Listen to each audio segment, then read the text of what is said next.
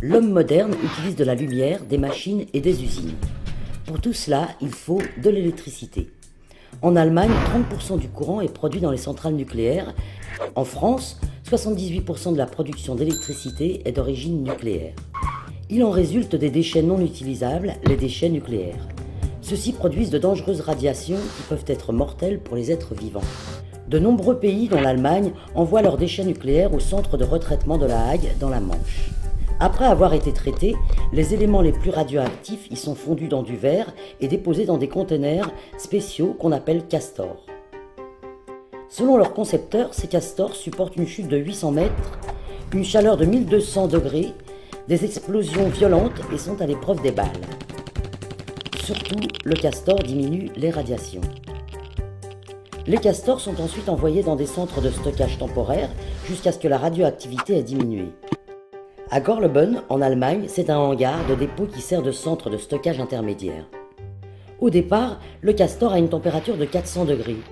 Cette température est censée baisser jusqu'à 200 degrés au bout de 20 à 30 ans grâce à la circulation de l'air dans le hangar jusqu'à ce que le castor puisse être stocké définitivement. Un castor peut durer 40 ans, mais l'uranium-235 contenu dans les déchets a une demi-vie de 700 millions d'années. Il n'y a pas de solution pour se débarrasser des déchets radioactifs. En 1973, en Allemagne, on a commencé à chercher un site de stockage définitif dans un gisement de sel. Ses propriétés géologiques devaient assurer qu'aucune substance réactive ne s'échappe dans la biosphère. En 1977, on a choisi Gorleben comme site potentiel pour le stockage définitif pour des raisons politiques. Malgré les mauvais résultats d'expertise, le gisement de sel a été décrit comme apte à accueillir les déchets.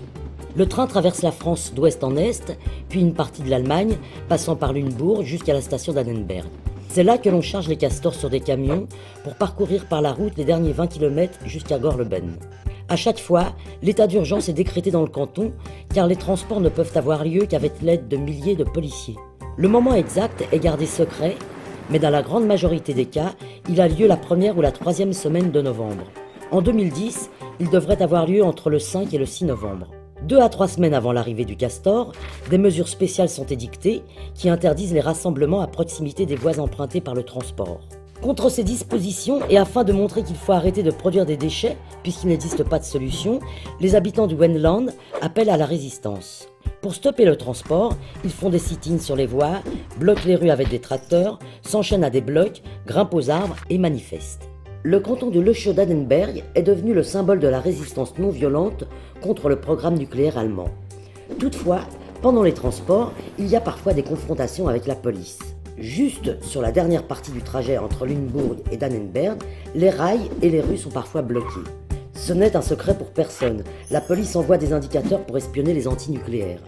Bien que la résistance contre les transports ait considérablement augmenté, les castors hautement radioactifs arrivent toujours au centre de stockage en surface. Toutefois, les habitants du Wendland n'abandonnent pas et on peut être certain que pour le prochain transport, ils manifesteront encore dans les rues et sur les voies contre la violence d'État, contre le lobby nucléaire et pour un avenir sans radiation. Puisqu'il n'existe aucune solution pour se débarrasser des déchets nucléaires, arrêtons d'en produire.